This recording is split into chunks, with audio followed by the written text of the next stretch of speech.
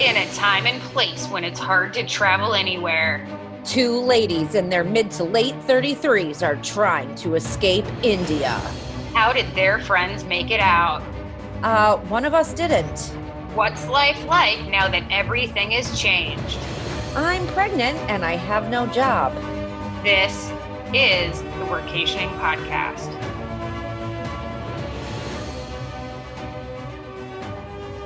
We are back, coming in hot from quarantine in Amsterdam. At least I'm happy I can see your face over Zoom. Yeah, last time we recorded this, we did not do video. We just did audio, and it's better to see your pretty face. I know. I miss you, like, a lot. Me too. We haven't seen each other since India. Since, what was it? I think I left on the 14th.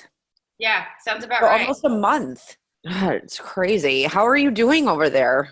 You know, the social distancing, I got to tell you, is starting to get to me a bit. Because it's been like a month almost of me. I order groceries for delivery. It's just me in my apartment with Helen Keller. If I'm being completely honest with you, I haven't exactly gotten skinny through this process. I don't think anybody has. Remember, it's the summer of personality. I see these, you know, I'm not going to call them bitches, but in my heart I want to, on Facebook, posting about their workouts at home. And I'm just like, how do you have the motivation to do that? Some of them have kids. Yeah. You're still working out. They're working, they're homeschooling their children, and they still have time to work out. And I'm like, what's my excuse? I don't know. I mean, I wish I could get in that space, to be honest. I'm working out probably 3 times a week, twice, which is a lot less than normal. If I was able to get in the gym, it would be a lot different. But I think that it's keeping a lot of people sane, especially, when you are in a house with kids and there's chaos surrounding you everywhere. I bet that is just an exit strategy. Like, I'm going and I'm working out for 45 minutes, listening to music. This is my time. I bet that's what it is. But for like you and I, who are totally single, home alone all day, I'm either going to, in your case, work, or I'm going to like watch Netflix and take another nap. Yeah. Okay. It's been an adjustment. I like working from home, or, when you travel, if you're working from an Airbnb, that's still very much like working from home as far as I'm concerned. I've done this for a long time. I haven't done it to this degree before. And so I get kind of salty at the memes that I see on Facebook about how, like, now's the time for you to go conquer all of your dreams and learn that second language, finish the book you've been writing. And I'm just like, some of us are just out here, or rather in here, trying to survive.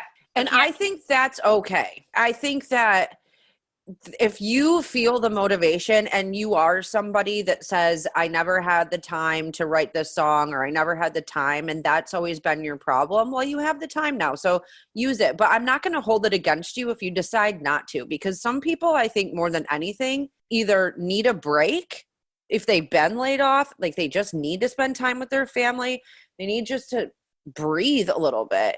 Or like you, trying to keep your business afloat and just trying to keep your mind straight. This is lonely. This is a hard time. So I think it's absolutely fine for you to just take a breather. Well, and some of the memes that I see are like, we've been training for this our whole lives, like introverts and work from home types. And I'm like, actually, no, we haven't, because I have a staff of like a dozen employees in the States. And hearing from people, like, hey, I've got my kids at home. It's harder for me to focus. I'm noticing drops in productivity that it's not like I can hold people accountable for that in the same way that I would otherwise be able to. And honestly, there's no accountability to hold anyone to, in the sense that we're all just doing our best out here. And it's a feat of accomplishment that we're making any progress or having any level of productivity, because the mind suck of COVID and being at home and watching the death toll go up and the infection rates rise, it eats up a lot of your brain. It does. And it is scary. And for me, what I'm noticing is I'm starting to get, I don't want to say freaked out, but spending a lot of my mental time on when is this going to end. And you and I are both abroad. Our families are an ocean away. Yeah. And we don't know when that's going to open up again. And I think, my parents are elderly. My dad's 75. It's starting to sink in for me, the reality that it might be a very long time before we can see our family abroad again. And that's what's really starting to take a toll on my mental health, if you will. Well, yeah, worrying about not just yourself, but, I'm highly concerned about my grandma out in the Bay Area in California. She's still going to the grocery store with a mask and gloves on. And I'm like, Grandma, is there any other way so that you don't have to go out and expose yourself? You're old, no offense.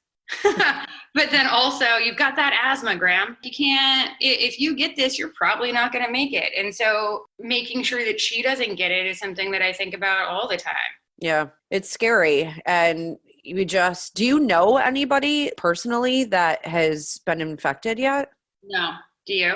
Just through kind of friends of friends. I've seen on Facebook acquaintances that I had in New York and everything that had parents die or friends die, but I haven't had anybody really close to me yet. But I just feel like time will only tell until that story's going to change. Right. Especially in the States. There's a friend of mine / guy I used to see out in New York City who is pretty sure he has it. Told his doctor, pretty sure he has it. Really not feeling well. They won't even test him for COVID until it's to the point where he needs to go to the hospital. Now, he's really trying to not go to the hospital for obvious reasons. Right. And it's very scary. He's a little bit older. At what point do you start sweating your age when it comes to this? Because now I'm seeing younger people dying of it. Maybe those are anomalies, but there are kids dying of it. Oh yeah, the girl that she was very, very young. I can't remember her name. Charlotte's Web, right? Charlotte's Web with the seizures. Yep.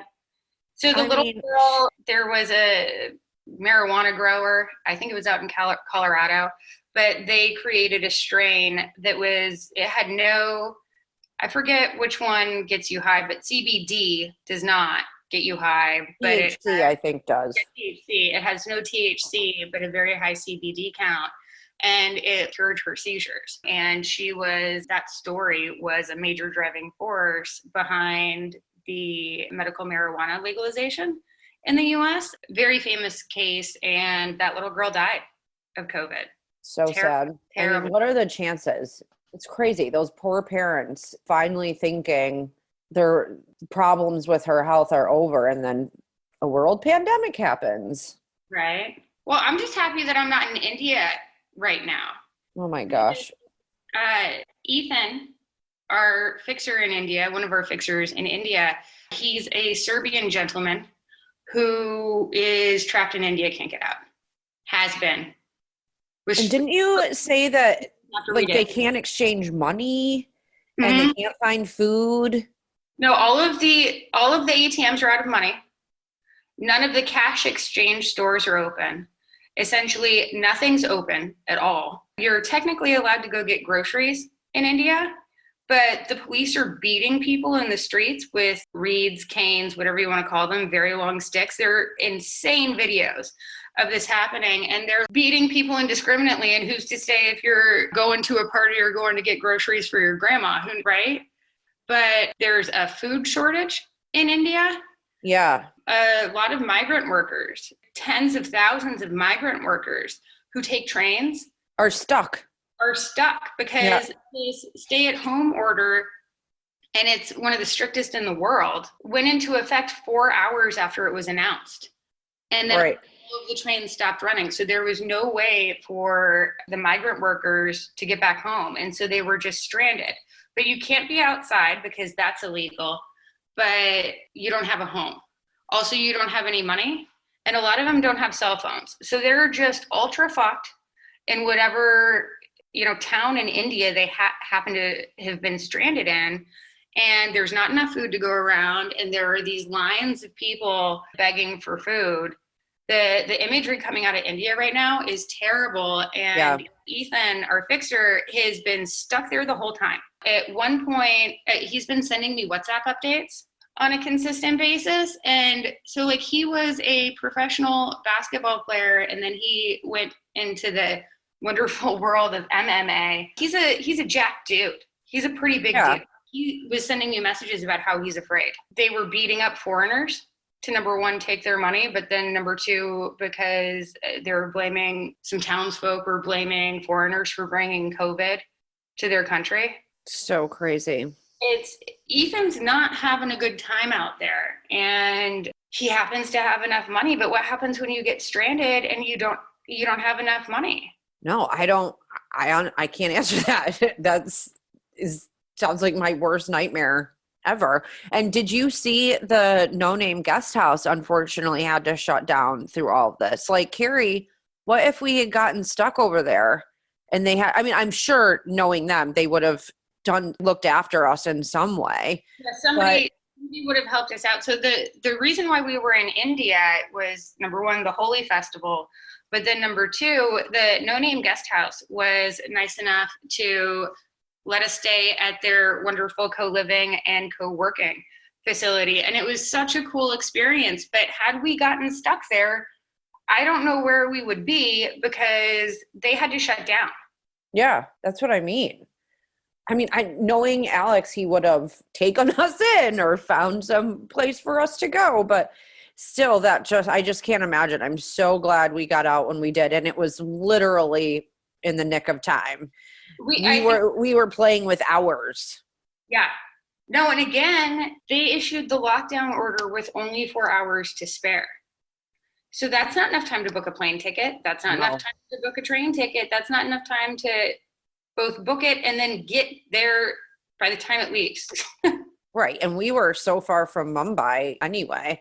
And I'm not sure if you saw, but the Prime Minister Modi of India has been apologizing for taking the steps that he did as quickly as he did, because he's seeing that so many are paying the price, like you said. I mean, because so many migrant workers got stuck, they were walking thousands of miles to try and get back. And things are just in absolute mayhem, and he had to make like a worldwide public apology that probably wasn't the right thing to do. But how do you fix that now in a country like India that people don't have cell phones, like you said, and the resources that we might to fix things? It's so sad.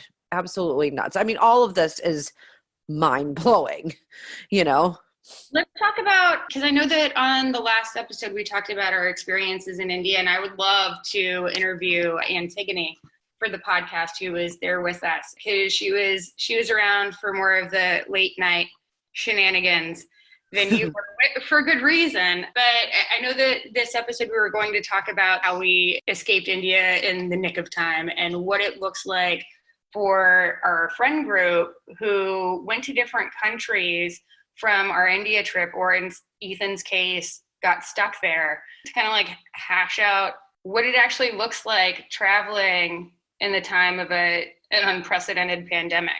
Because it got real for us real fast. It still is. You want to break your big news? Well, yeah, I guess I should update people a little bit.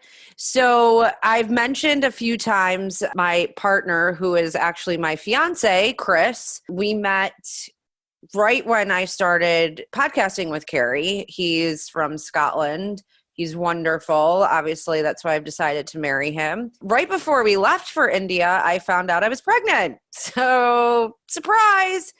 That is why, Kari, I couldn't speak so much to the nighttime activity, because I was at home sleeping very ill. But it was still very fun. We got to, do Holi and go swimming, and all the day was fine. It was just at night that it got bad. But still going strong, almost in my 4th month now. So being pregnant in this time is extremely bizarre and interesting. This is my first child, so it's all very new to me. But, Chris couldn't come into my first scan, and that was bizarre. I videoed the whole thing, but, it was kind of lonely and strange. It would have been nice to have him, but everything was fine. So that was the first time for the baby's heartbeat, right? Yeah. Yep. And yeah, that was the first. So just confirming that everything was okay. And it was, thankfully. But that's a big moment that he didn't get to be part of as a result of self-isolation. Yeah. Well, and some countries are not letting the fathers go in for birth. And I am telling you, if I have to do this alone, I'm due in October. So hopefully things will be better by then. But if I have to do this alone, I will lose my shit. I told you I have zero threshold for pain at all. And to be in there alone with some UK doctors, not happening. So we'll cross that bridge when we get there. I know you were very much on the I need to get the fuck out and with the quickness train, where Yeah. I left a day and a half later.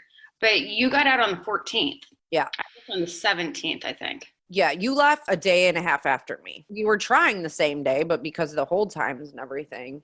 Couldn't make it. But what was like the airport like when you walked through it? Was it crazy? Not at all. It was actually pretty quiet. I was surprised because I had seen some photos and whatnot in press that it was just absolute mayhem. But no, it was fine. But remember too, I got a hotel room because my layover in Mumbai was 12 hours. And with how tired I was, I got a hotel room in the airport. So I didn't see a lot. Did you? Because you went to the lounge and I think you kind of Packed. did more. It was packed. It was packed and people were coughing. And some people had masks. I didn't have a mask. There was no way for me there was just no masks to be had. I found one airport store that had those tiny little bottles of hand sanitizer.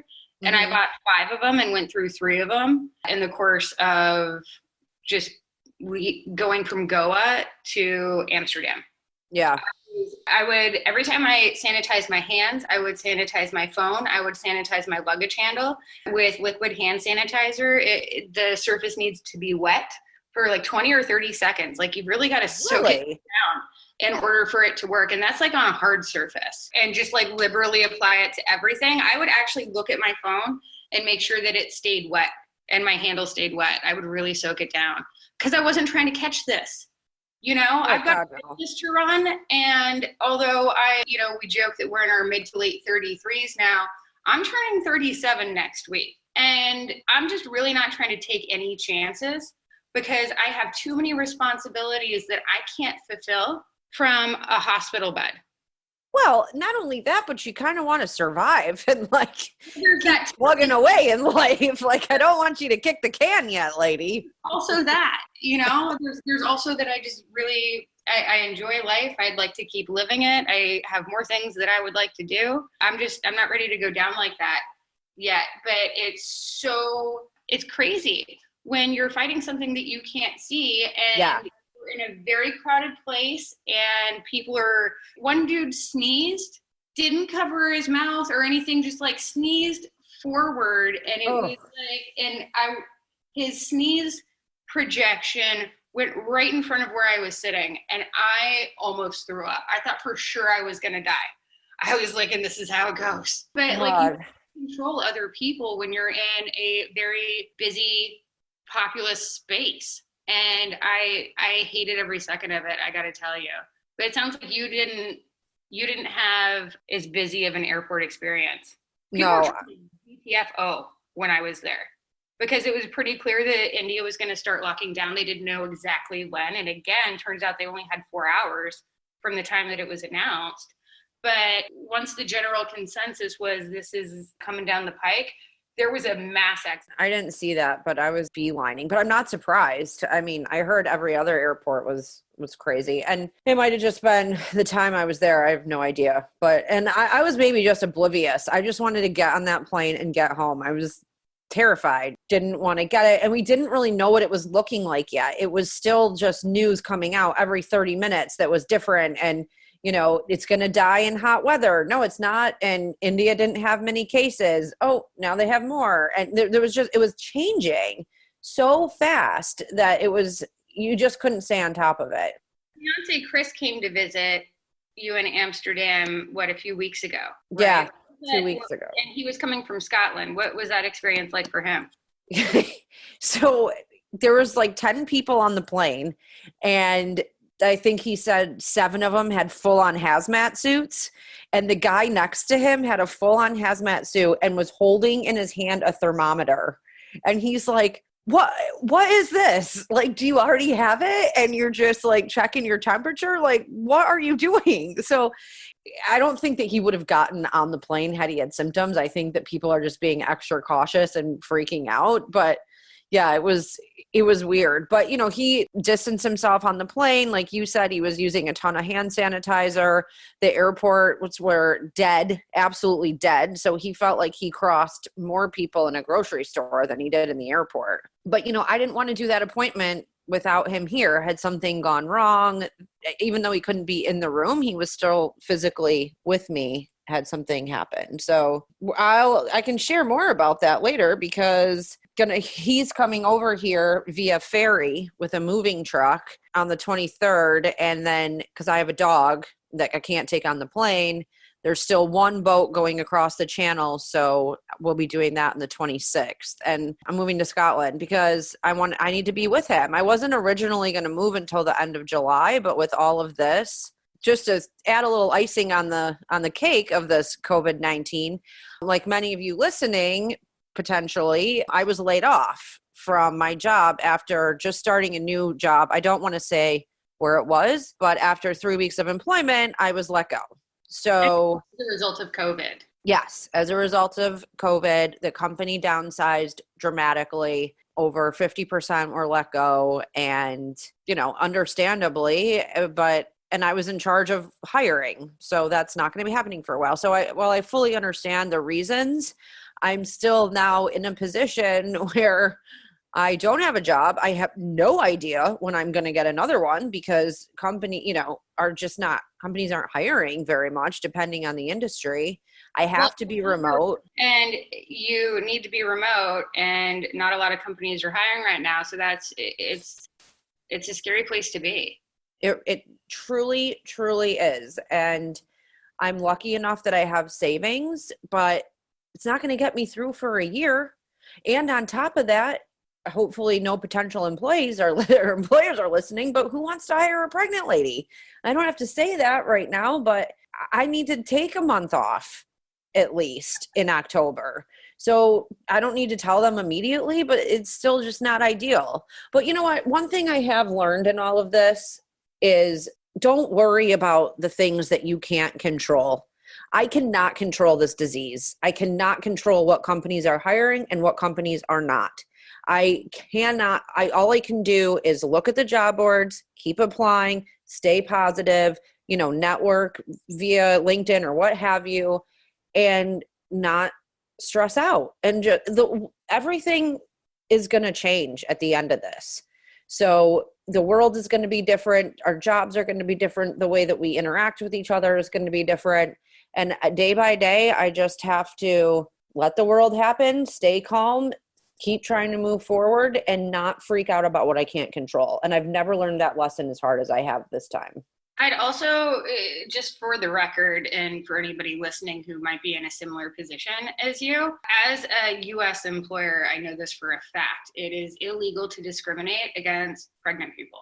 So you're, as far as I understand it, under no obligation to inform your employer of your situation. And if you believe that anybody, a potential employer, has discriminated against you by basis of your pregnancy, you do have recourse. It's not going to result in an immediate payout unless the employer settles.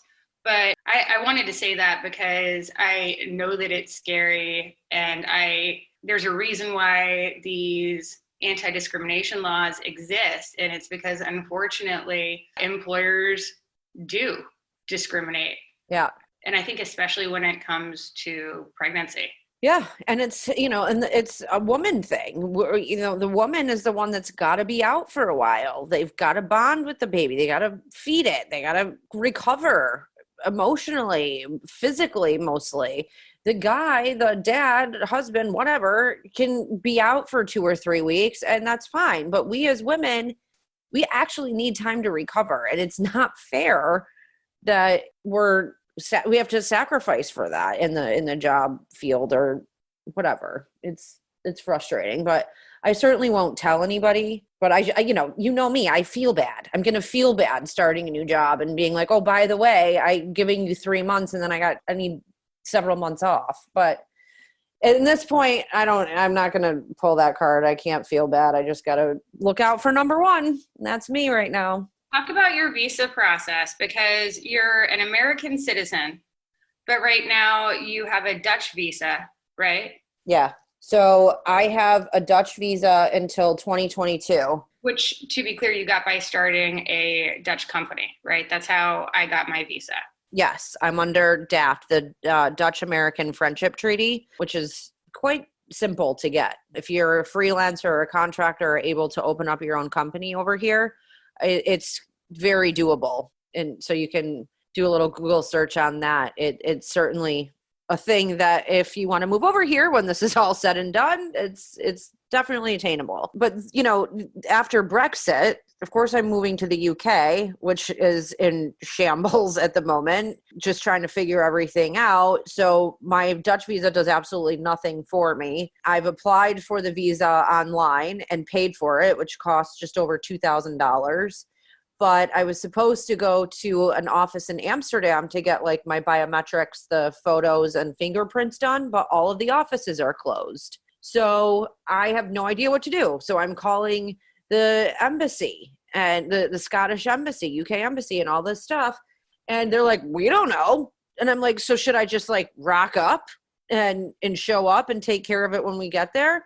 I mean, I don't know. That's the thing. Nobody knows right now. Everybody's just clueless because all these important offices and sectors have been closed and nobody knows what the hell to do. So I feel, you know, I've sent emails. I have a paper trail of trying to do this legally, of trying to enter legally. So I don't think they're going to kick me out, but who knows? I'm just showing up with the application showing that I've paid, but I'm also pregnant with one of theirs. So what are they going to do? Say no?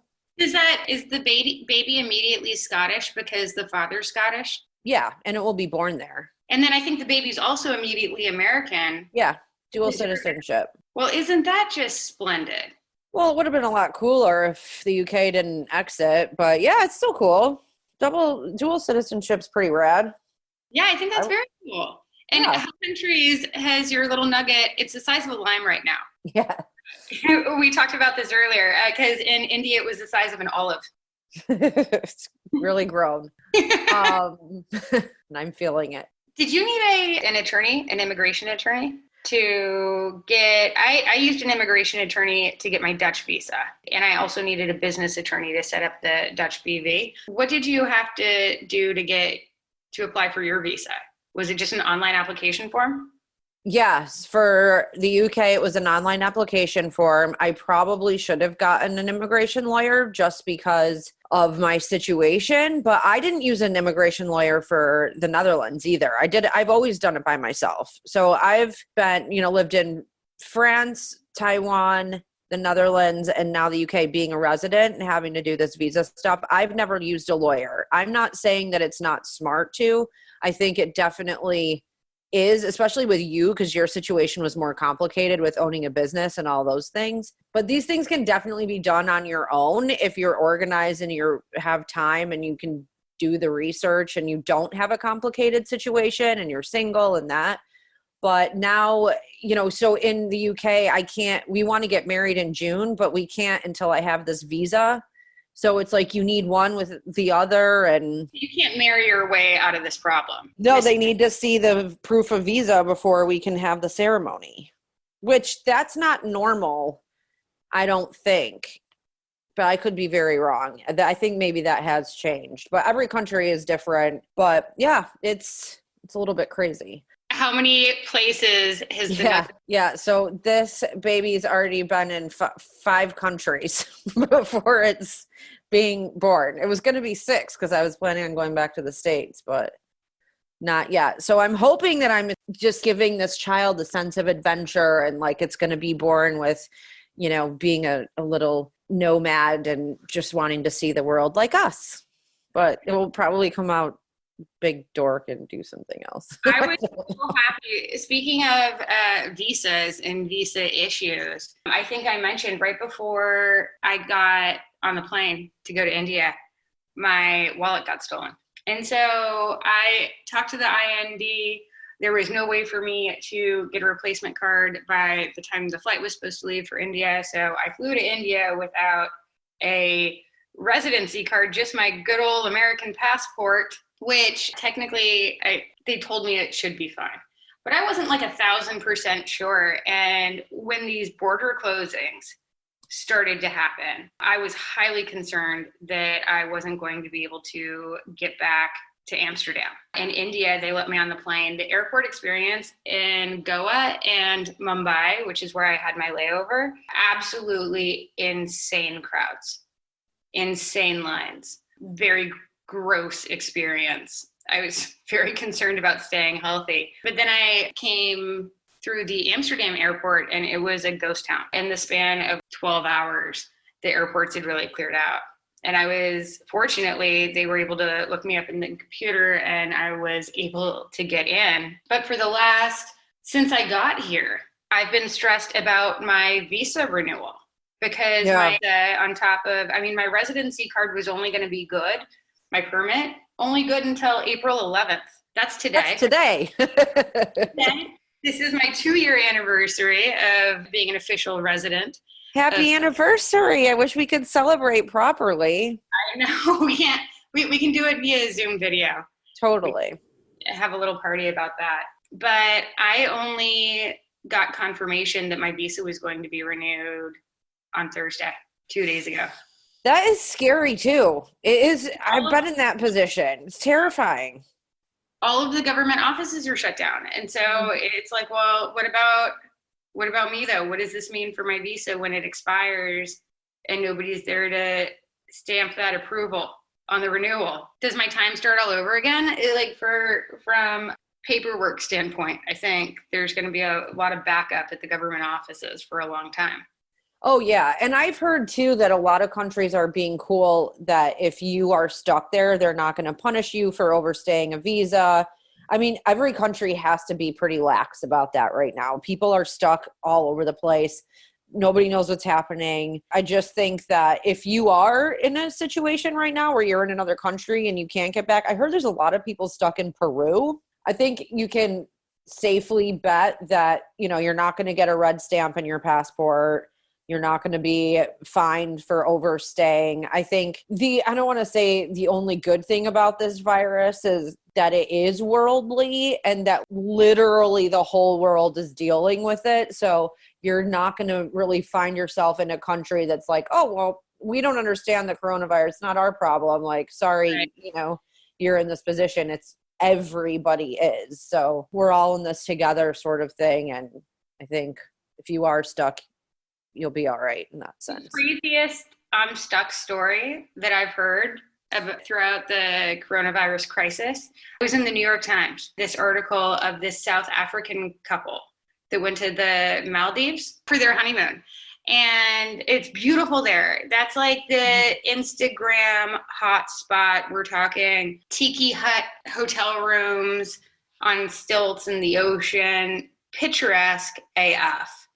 And it's very expensive though. So this couple, she's a teacher and he does something else that's really normal. And they, for $750 a night, booked a hotel stay for their honeymoon. And then I believe it was a real quick lockdown situation like India. They were unable to get out. The South African government told them that they could charter a plane with other South Africans that were stuck there, but it was going to cost everyone $108,000 to get that plane. And some people were okay with it, with paying their share, but other people were not. And the fewer people that signed up for this $108,000 plane, the more expensive it was going to be. And eventually it was so many people dropped out that basically everyone had to drop out. Because could you drop $108,000 on a solo plane flight? Nah, girl, I'm unemployed. I don't even know. I don't know how I'm going to afford this ferry boat ticket over to the UK in a couple of weeks. No, I couldn't do that. Even if I was gainfully employed, I wouldn't and couldn't. But, and I've heard that countries are making these, they're like, oh yeah, we'll come rescue you, but it's going to cost you a fortune. I think that should be pretty free. Right. pretty damn free. No, I agree with you on that. And so the South African couple, they were really freaking out. And at this point, I shit you not, they're the only two people in this entire resort. Half of the New York Times article was about how the wait staff dotes on them, and the snorkel guy's like, can I please give you another lesson? Scuba diving guys like, haven't you always wanted to get scuba certified? And they have 4 waiters for every meal. And the staff just kind of lingers around waiting to be asked something, because the rules are nobody at the resort can leave until the last guest leave. So the resort is fully staffed, and the kitchen's preparing them all kinds of food and whatnot. But then this couple's still on the hook for, they can't leave this place, but they don't get to stay there for free. Well, that's what my question was going to be. Are they paying that $700 or whatever a night? The article said that they were given a generous discounted rate by the hotel, but it was still costing them money. And the couple was blowing through all of their savings for the house that they were going to put a down payment on. Oh my God. They're stuck in this idyllic place. And I mean, I'm sure their Insta game was on fire, but finally they were able to get out. The South African government moved them to a different resort where they had put all of the South Africans.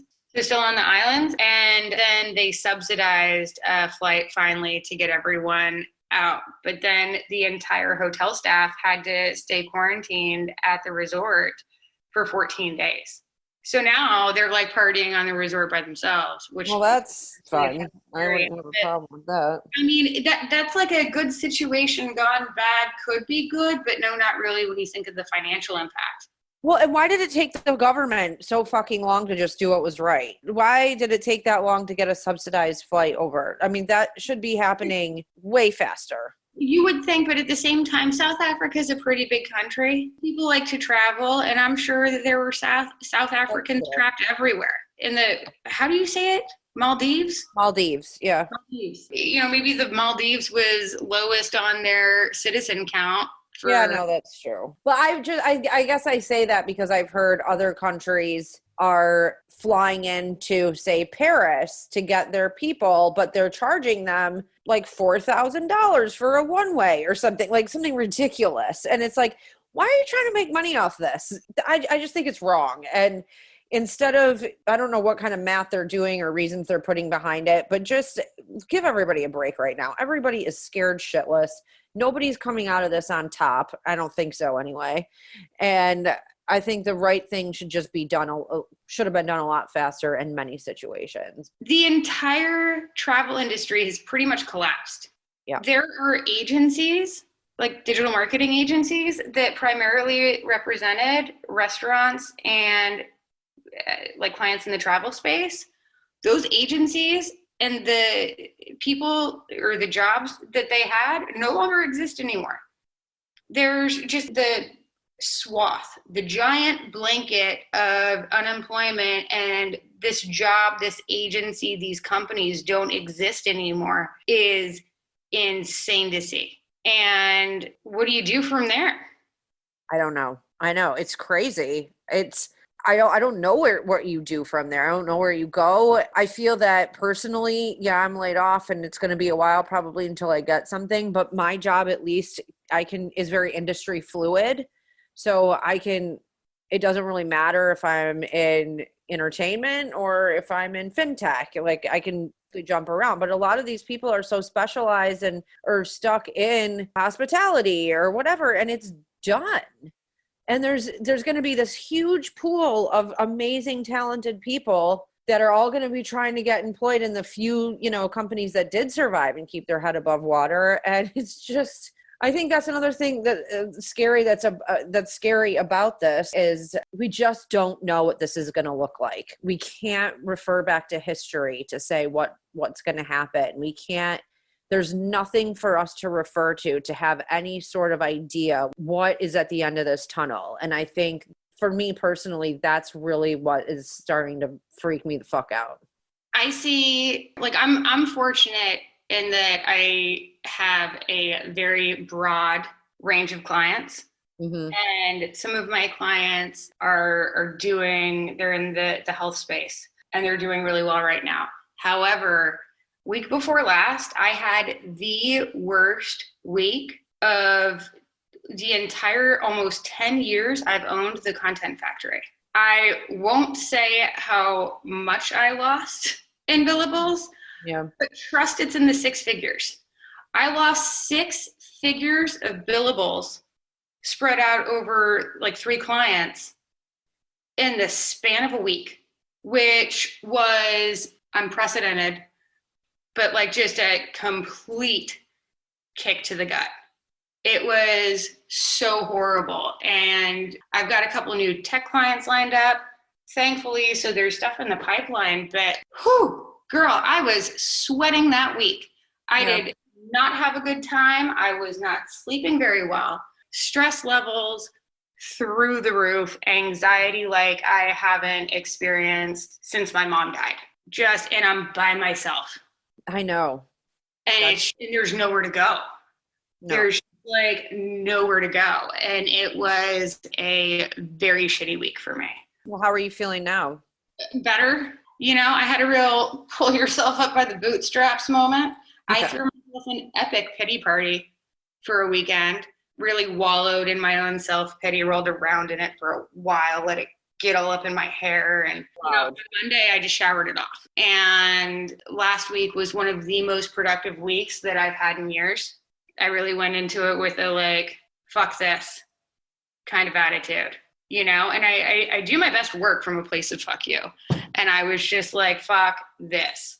I have too much to do and I have too many directions that I can go to let this get me down to the point where it eventually takes me out. Yeah. Started working out more.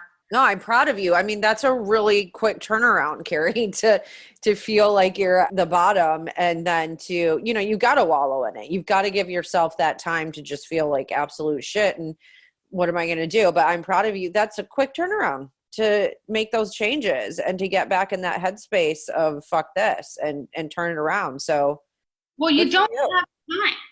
I don't have time. I don't have time for another 3 clients to get shaky and drop or cause their retainers. That's, you know, I sure as fuck don't have time for that right now. So what I do have time for is making sure that all of the clients that I have are receiving what I like to call the white glove treatment. My employer is probably very, very tired of hearing me say white glove treatment, you know, but it's true. Like, you better just love those clients like they're your firstborn, hyper responsive. Maybe they just touched the stove and it's hot. They're screaming in another room. Better get there quick and find out. And then I do have time for impressing potential new clients so that they come on board and sign year-long contracts. Got a whole lot of time for that. Yeah. But wallowing any more than I did, you got to shake it off and move on. And I'm fortunately pretty resilient that way, but fuck me. That was a really bad week. Some companies trying to capitalize on it, like whether it's companies that have nothing to do with the healthcare space, embroidering their logos on surgical masks so that in all of the photos they get some name recognition. That's real dirty. The dirtiest that I've heard, the dirtiest COVID marketing technique that I've seen is a car dealership, and I want to say Illinois, sent out physical mailers in yellow manila envelopes. And on the outside, it said COVID relief inside, and it looked like the government refund check. Stop. No, it looked like the stimulus check was in there. And so you open it up and instead it's a flyer from the world's worst car dealership saying that like during these times they're having a crazy sale, a COVID relief sale. Those people are going to burn in fucking hell. Can you imagine? Can you They imagine? really did themselves a huge disfavor. You know what? I have to go buy a car when I get to Scotland. If I knew that there was a dealership doing that shit, that'd be the last place I would go. That is just no decency whatsoever. Gross. That's unacceptable. Right? No, could you imagine like getting your hopes up thinking like, oh, this is my $1,200 check inside. You open it up and it's like a car dealership flyer. No, girl, and I'm telling you right now, I am looking for money everywhere. I've flipped the couch like cushions. I am looking. So if something came in the mail to me that looked like a check, I would be skipping all the way to the bank only to find out that fucking dealership. No, Car dealership got you. I would have run right over there and lit it on fire. I would fight. I would really fight. I would fight somebody. That's shitty. Whoever thought of that should be. I hope they get fired. I really do. I don't often say I hope somebody gets fired. It's almost like wishing death upon somebody. You don't take it that far, but I do hope that that person gets fired. We've got one more COVID escape story from Antigone, and I'm going to see if I can get her to do an episode with us to talk about it, because Tig's story was, I think, the worst of all of us. Ethan is not having a good time in India right now. He's messaged me recently and said that he's safe. But Antigone, speaking of how quickly they were changing the rules while we were in mid-flight, so I left like a day and a half after Ashley. But then Antigone left, I think, 2 days after me. And she was going back to Taiwan.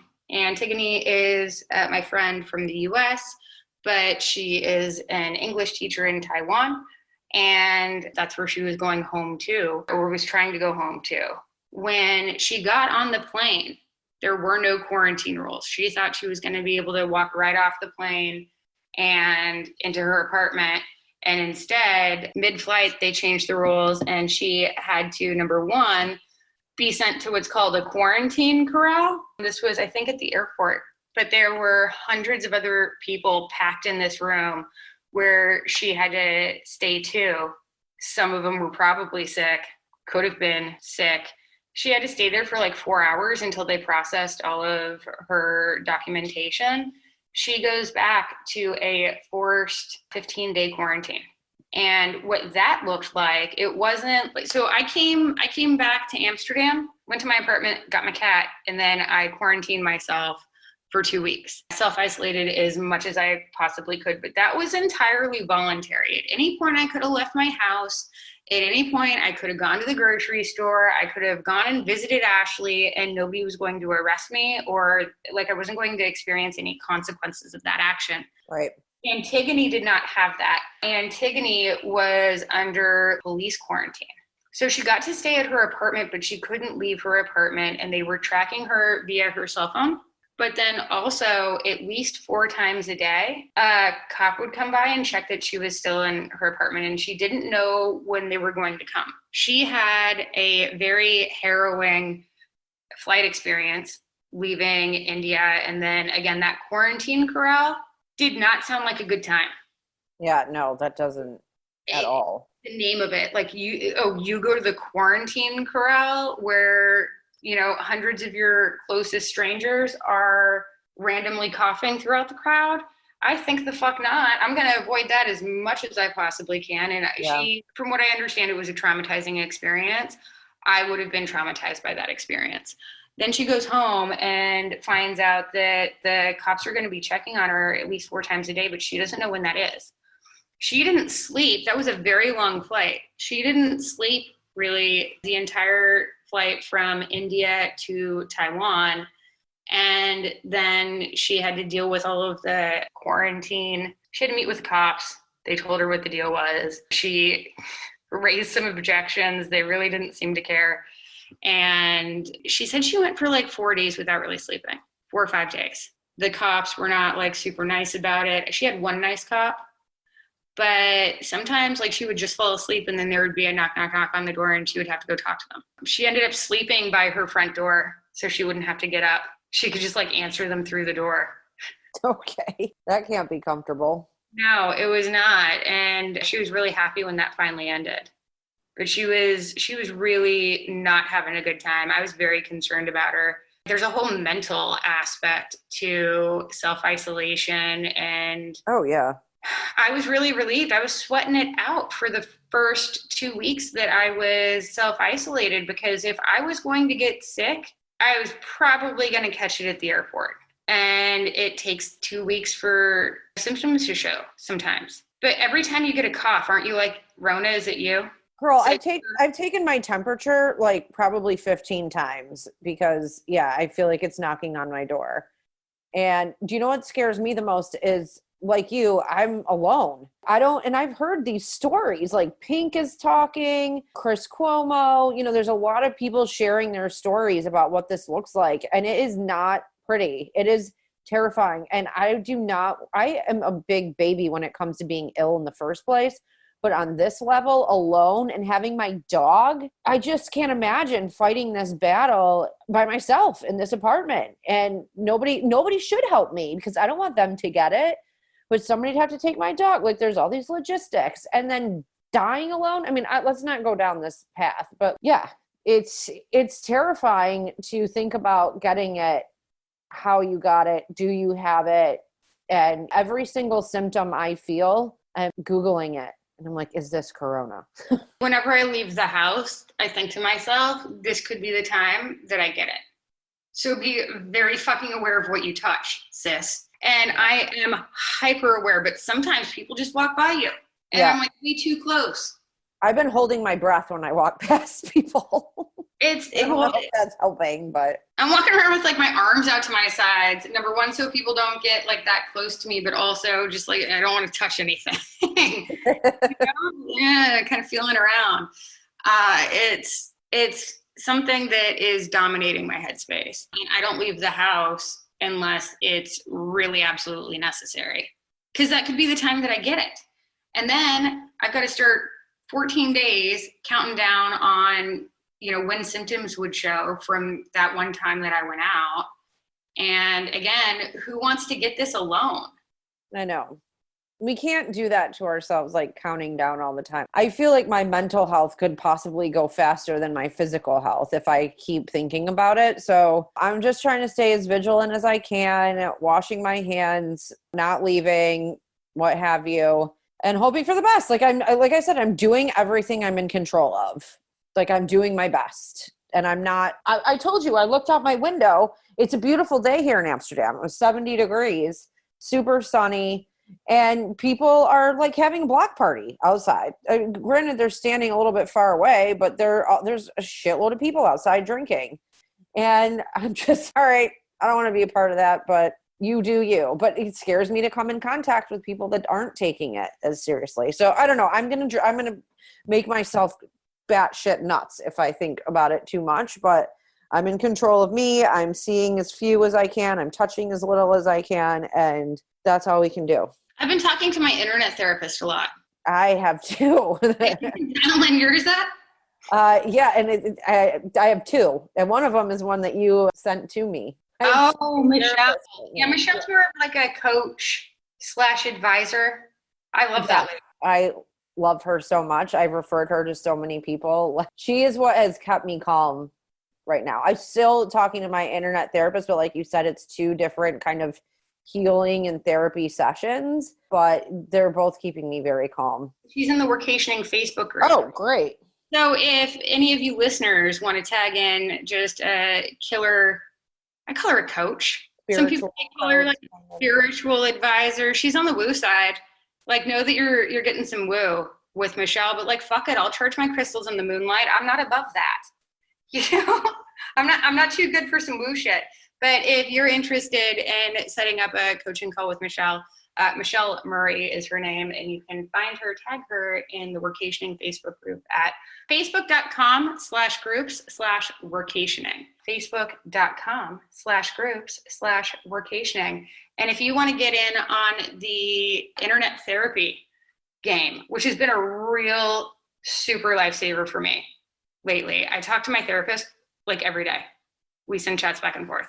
Well, especially now because you probably can't physically go and see your therapist as before. So this is the perfect time to lock into that. That's a great point. People are doing online therapy anyway, so why not go through an online therapist? It's way cheaper through BetterHelp. BetterHelp is where we have our online therapists. So if you go to betterhelp.com/workationing, you can get a free week to check it out. And I think you're going to love it. I love it. Kelly loves her internet therapist too. We were just talking about how we've been firing up the old typing hands, chatting with our therapist constantly. She was a huge part of my rebound though. Yeah. Her and we're really just like, all right, so what are you going to do now? Exactly. I really don't know how I would have gotten through this so calmly without them.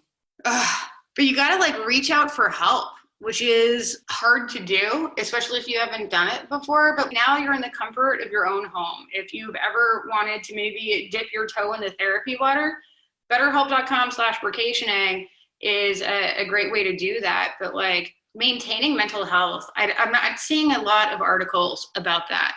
And just online in Facebook, you see a lot of stuff about business, the business impact. You see a lot about the health impact, like the physical health impact, but the mental health impact. I know some people who are literally really not having a good time right now. Yeah, I know. Me too. I've said that from the beginning. I'm worried about people's mental stability in all of this. And some people were blowing me off and like, oh, that shouldn't be as important as people dying. I'm like, people can die from mental health issues. Like, you don't know what someone's struggling with or going through. So 100%, girl, that's got to be taken into consideration as well. Everything does right now.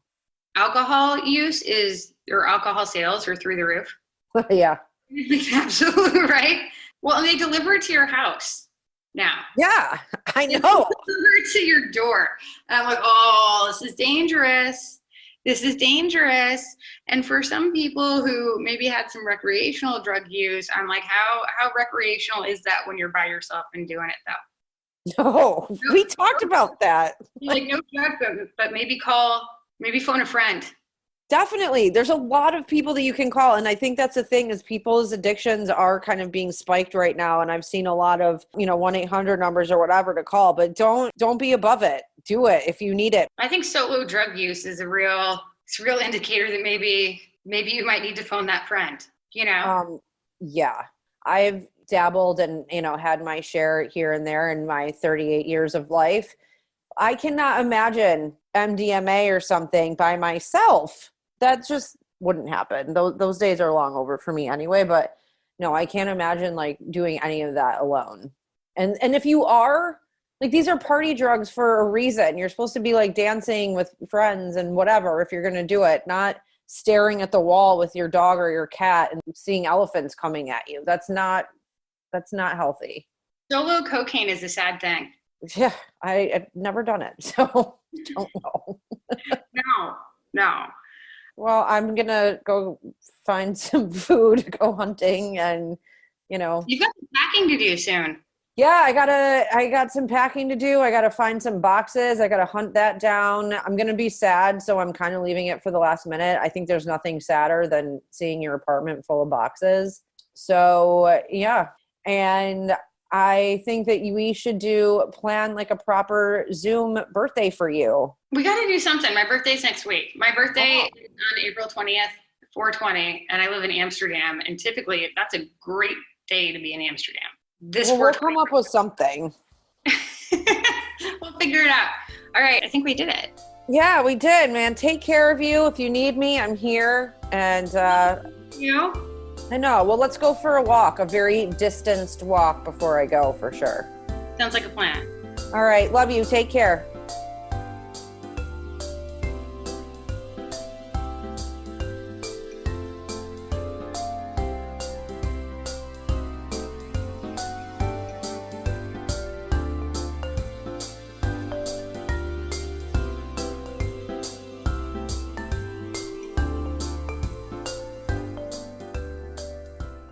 What's life like now that everything has changed?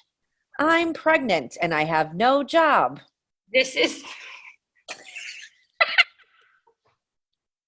That sounded like a recording. I'm pregnant and I have no job. Leave a message after the beep. Oops. This episode of the Workationing podcast is brought to you by Trusted House Sitters. You can catch them at trustedhousesitters.com or via their new app. Ashley and I both use Trusted House Sitters to source pet sitters for our fur babies when we're away from home. You can use discount code WORKATIONING10 for 10% off your annual plan. That's Workationing plus the number 10, no space, to save 10% off your membership. You can also get the link directly in the show notes for the episode.